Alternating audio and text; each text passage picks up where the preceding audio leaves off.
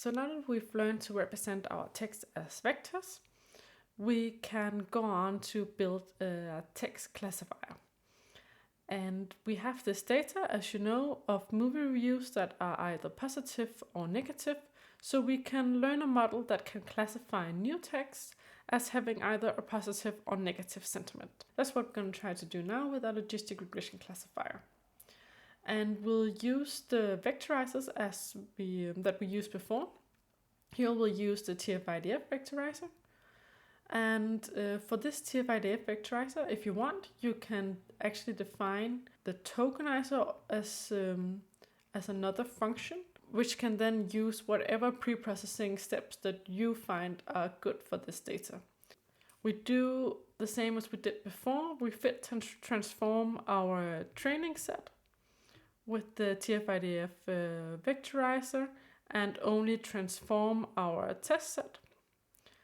And these values are of course the text data only.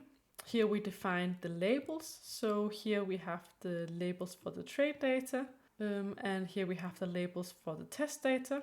And then we define our classifier. I choose random state 0 just so we can compare results and make sure that we get the same. And to train this logistic regression classifier, you write the .fit, and you use the transformed training set and give it the labels from here. So once you've trained this model, we'll test it out on the test set that we transformed here. And we can see that the training accuracy is 93 and the testing accuracy is 88. So that is pretty good. So as you see, it's only a few lines of code to actually train a logistic regression classifier for text classification. And what we want to do now is to inspect the coefficients of this classifier. So training a logistic regression classifier and inspecting the coefficients is a good way to learn what words are important for our class, and you can use it for a lot of different things. For example, you could use the coefficients in a word cloud, or you can have text written by, for example, two political parties and with sentiment labels. Then you can train a model on each party and compare the most important words.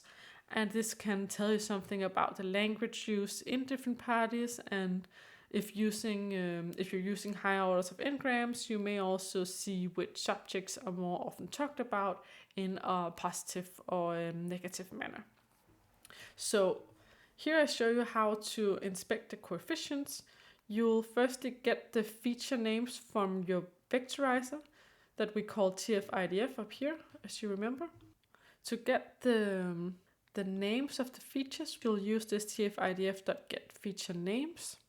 So here I'm just defining a list of all the features that we have, and you'll get the coefficients of our classifier by doing LR, what we've called our logistic regression classifier, .coef and underscore. And here I'm then making a new data frame with coefficients where the columns are the names of the features, which are our words, and you can have a look what this looks like. Okay, so firstly you can see that we have some features that are some weird numbers. Maybe we would have liked to remove that from our data set, but never mind that now. So you see a coefficient for each of the words in our vocabulary that are ordered in an alphabetical order. And here I'm just sorting the values by the coefficients and printing the words with the highest coefficients and the words with the lowest coefficients. So these words with the highest coefficients are towards the positive class. So you can see that this makes sense, that these words in the reviews are important for identifying that a review has a positive sentiment. And these important for identifying that a review has a negative sentiment. So this makes sense for us, that these are the words that have highest and lowest coefficients.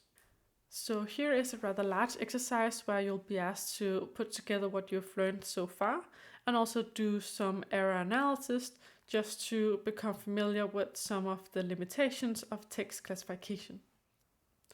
Okay, so another way of classifying sentiment without the use of machine learning could be to use lexicons.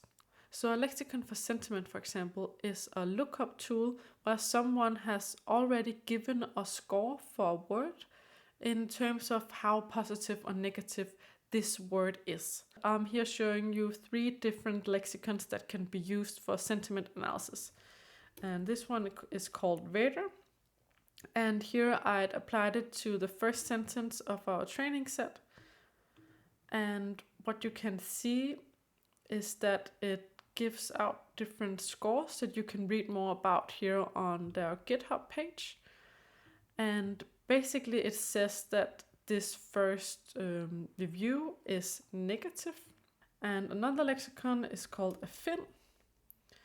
And this will also give a negative score to the first sentence.